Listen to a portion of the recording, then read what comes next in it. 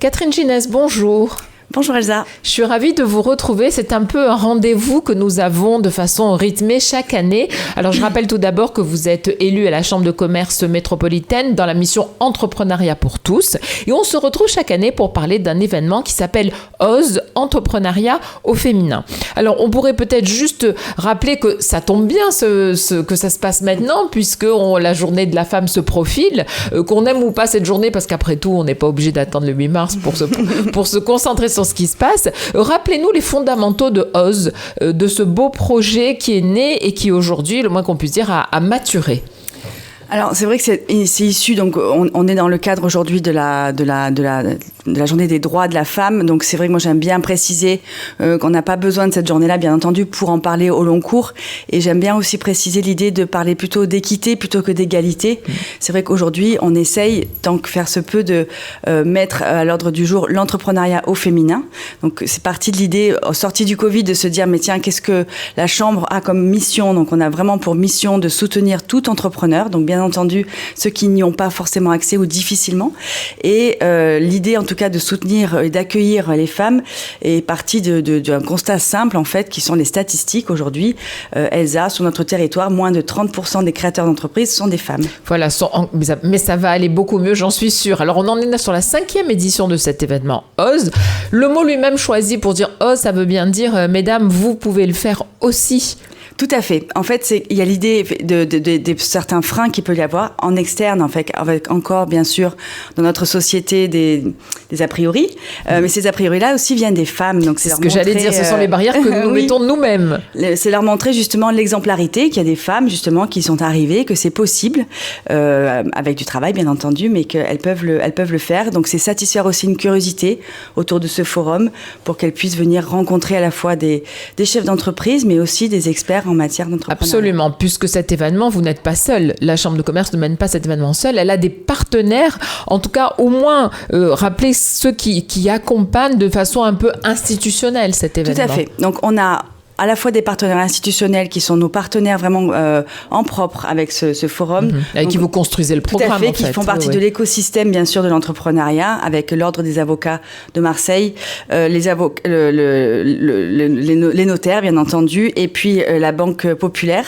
Et puis après, nous avons tout l'écosystème entrepreneurial, donc l'ensemble des réseaux entrepreneurs, comme l'IRCE notamment, je ne vais pas tous les citer, mais aussi les réseaux féminins qui vont être là pour un petit peu préciser la notion qu'il peut y avoir quand on est dans le cadre du leadership féminin. Et bien sûr, la région vous accompagne, évidemment, elle est partenaire, la BPI France, la préfecture de Provence-Alpes-Côte d'Azur. Tout cela fait que vous réunissez la métropole, tout cela fait que vous réunissez autour de la Chambre des partenaires importants qui peuvent soutenir, guider et apporter cette expertise tellement importante qui pèse véritablement, parce que pour avancer, il faut avoir aussi de bons renseignements et savoir où on va mettre les pieds en quelque sorte. Comment se compose ou se décompose ce programme, puisqu'il y a quand même un programme des tables rondes. Qu'est-ce qu'on va y trouver si on s'inscrit à OSE? Oui, alors on va y avoir plusieurs temps. Donc c'est de 9h à 18h30. Et la première partie de la matinée, c'est vraiment lié à des conférences, à des ateliers. Alors la différence, c'est qu'effectivement, un atelier, on va aller un petit peu plus loin. C'est vraiment une espèce de masterclass sur notamment comment trouver des financements, comment bien organiser son business plan, comment organiser même la structure juridique de sa structure. Et puis après, on va avoir un concours de pitch. Donc là, ça a beaucoup de succès aujourd'hui, puisqu'on est à la 5e édition, et que sur le bilan, en tout cas aujourd'hui, on a, en tout cas pour cette édition, 60 personnes qui se sont inscrites. Alors, un concours de pitch, c'est comment je me présente, comment je vends mon produit, comment je mets en avant mon entreprise en un temps limite. Comment ça se passe? Alors, ça se passe en 3 minutes. Et donc, il y a 2 catégories. Les catégories des porteuses de projets, donc celles qui vont démarrer leur projet. Et puis, il y a les dirigeantes qui sont en pleine croissance, qu'on souhaite aussi accompagner parce qu'elles ont des questionnements sur leur développement et leur schéma et leur stratégie. Et donc, elles vont pitcher pendant 3 minutes. Il y aura 2 minutes de concertation avec un jury à la fois de personnes de la Chambre de commerce qui sont là pour accompagner les créatrices et les dirigeantes, et puis à la fois par rapport à nos partenaires qui sont experts justement dans le soutien et l'accompagnement des entrepreneurs. Et qu'est-ce qu'on gagne? Alors, c'est chaque partenaire qui décide d'habitude, chaque année, malheureusement, je ne sais pas encore, ça va être un peu la surprise, mais bien souvent, c'est de l'accompagnement. Quand il y a des partenaires de coworking, d'espaces de coworking, c'est des temps d'espace, justement. Pour la banque, c'est justement des accès à des prix privilégiés pour des soutiens et des accompagnements sur le financement. Enfin, c'est lié vraiment à l'entrepreneuriat. Oui, je me doute que c'était pas une séance de maquillage, évidemment. Alors, je rebondis parce qu'il y a aussi dans le cadre de Ose. Présenter aussi. Non, mais dans le cadre de Ose, dans cette journée-là, c'est assez friendly justement par rapport à des salons typiques d'entrepreneuriat, puisqu'il y a justement des ateliers thématiques un petit peu en marge de l'entrepreneuriat pour justement penser au bien-être. Parce que c'est vrai que quand on est entrepreneur, il faut ne pas s'oublier et prendre soin de soi pour pouvoir justement diriger son entreprise. Et puis ça fait partie aussi quand on veut on a un projet, qu'on veut monter une entreprise, quand on doit aller voir des banques, on doit avoir des partenaires, des experts comptables, etc. Il faut aussi savoir comment se présenter. Il y a quand même aussi tout cela est important aussi à apprendre. Oui. Il y a des codes, même si aujourd'hui tous ces codes sont quand même bien mis à bas et on peut en sortir, mais il y a quand même des codes à respecter. Oui, tout à fait. Et comment on s'adresse, on ne s'adresse pas de la même façon à un banquier, à un expert comptable qu'on peut s'adresser à enfin, il y a tellement de choses à apprendre. Tout à fait. Et c'est aussi pour ça que cette journée existe. Que c'est possible, comme vous le disiez, justement. Est-ce que cet événement, c'est aussi, au-delà du fait d'apprendre, de porter un projet, de le soumettre, de se tester, est-ce que c'est pas aussi la meilleure façon de rencontrer des personnes qui pourront vous accompagner, en fait, de faire du réseau? Alors, c'est surtout l'idée, en fait, de faire du réseau, parce que, bien entendu, encore une fois, on n'invente rien dans le cadre de l'accompagnement du chef d'entreprise, et Elsa, vous le savez très bien, vous en connaissez beaucoup. La clé, vraiment, du chef d'entreprise, ou de la chef d'entreprise, c'est vraiment de ne pas être seul et isolé. Donc, cette idée-là, c'est vraiment de réseauter, de se créer son networking, d'échanger. Donc, tout au long de la journée, il y a des temps, justement, pour cela, notamment entre midi et 2. Et puis, le soir, bien entendu, avec la remise du pitch, pour vraiment échanger, parce que c'est la bonne rencontre, parfois, qui peut donner le déclic et changer sa vie. Alors, on a la possibilité d'assister à des ateliers, vous l'avez dit, et de façon plus large, et des sujets plus macroéconomiques. Il y a aussi des tables rondes avec des thématiques différentes.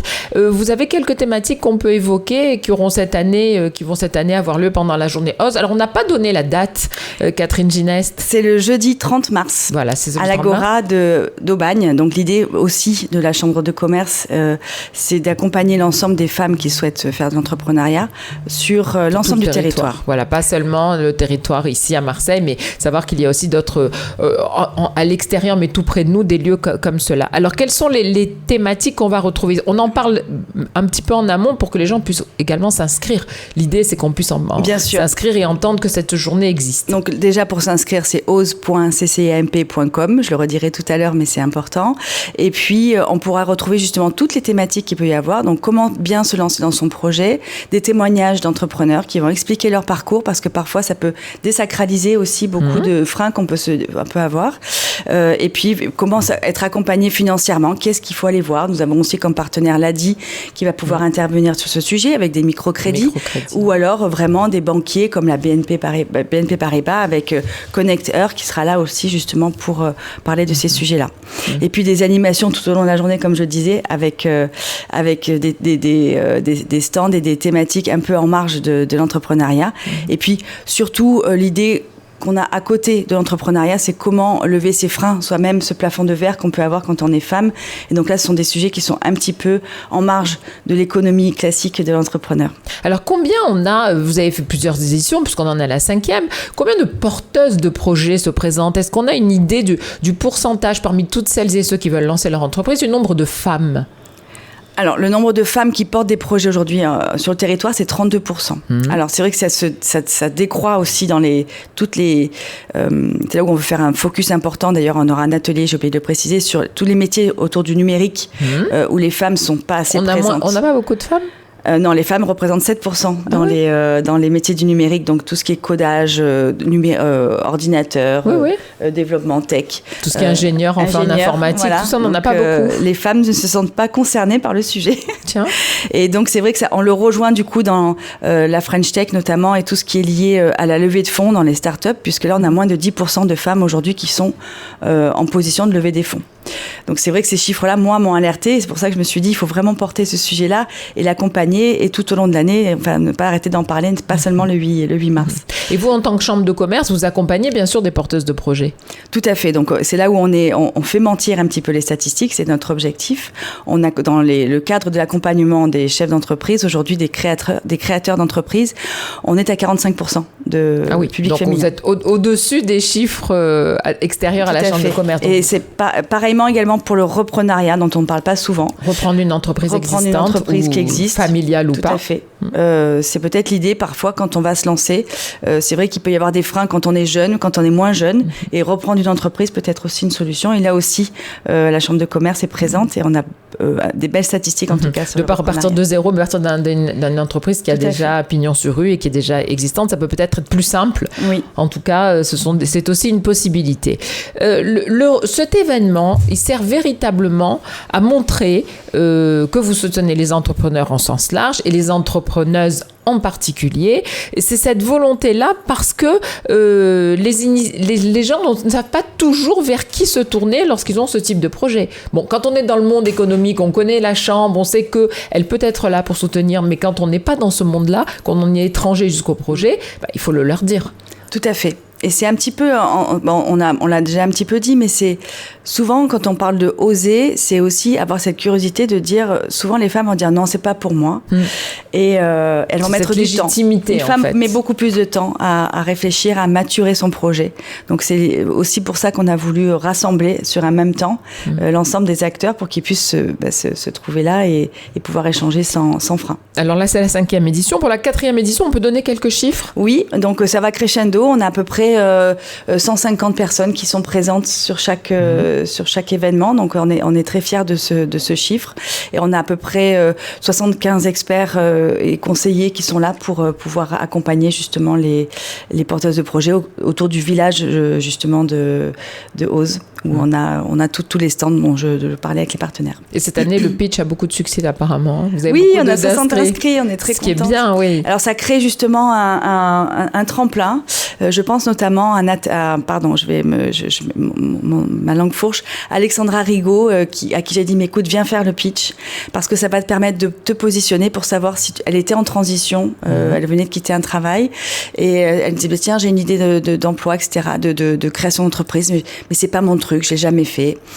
Elle avait moins d'une quarantaine d'années, elle a toujours, pardon, et elle a fait le pitch, et elle a gagné, en fait, elle a été lauréate, et du coup, ça lui a donné des ailes, en tout cas, pour pouvoir lancer son projet. Donc c'est vrai que j'invite vraiment toutes les femmes à venir tenter l'expérience. C'est assez amical, on n'est pas là pour juger, mais on est là justement pour vous pour légitimer un projet et puis pour vous rendre plus sûr de vous dans l'avancée. Se mettre en condition, en fait. C'est ça, exactement. Il faut se mettre en condition. Et puis voir où sont les failles également, peut-être essayer de réajuster le positionnement, la présentation, la stratégie. Et se confronter aux autres femmes qui sont aussi porteuses de projets, qui ont envie. Des fois aussi, une rencontre peut naître de ces journées et monter non pas seule son entreprise, mais à deux. Tout à fait. Des projets qui peuvent se ressembler ou se compléter. Enfin, il y a vraiment une grande possibilité. On doit arriver à ces journées-là avec l'esprit ouvert. Tout à fait. Ne pas être précisément, pas toujours sur un projet précis parfois, mais être prêt à écouter, à rencontrer les autres et pouvoir échanger. On va rappeler comment on s'inscrit, comment on peut retrouver le programme complet, comment on dépose une candidature pour le concours de pitch, tout ça c'est important. Alors c'est jusqu'au 15 mars que vous pouvez vous inscrire pour le concours de pitch, c'est important parce qu'on doit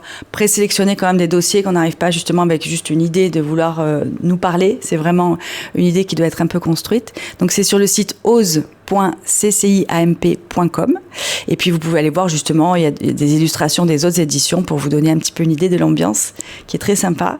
Et je voulais aussi remercier, parce que je ne suis pas toute seule, moi je représente la Chambre de commerce, mais j'ai beaucoup d'élus autour de moi, femmes mais aussi hommes. Il y en a notamment Fabrice Alimi, que vous connaissez très bien, Katia Blanc, Cécile Cérus, Stéphanie Ragu, Sandra Galisso, qui sont là vraiment pour être présentes à ce moment-là et pour accompagner tout au long de l'année. On est là pour aussi soutenir les femmes qui veulent être entrepreneurs et leur donner justement la motivation. Je reconnais bien la Fabrice Alimi. Pour soutenir les femmes, on peut compter sur lui. Il n'y a pas de problème, il sera présent. En tout cas, merci beaucoup, Elsa. Catherine Gineste. On rappelle la date, le 30 mars, c'est à Aubagne, à l'Agora. Et il suffit de s'inscrire, comme vous venez de le dire. Et je suis sûre que de nombreuses femmes seront présentes ce jour-là. Merci beaucoup. Merci beaucoup, Elsa.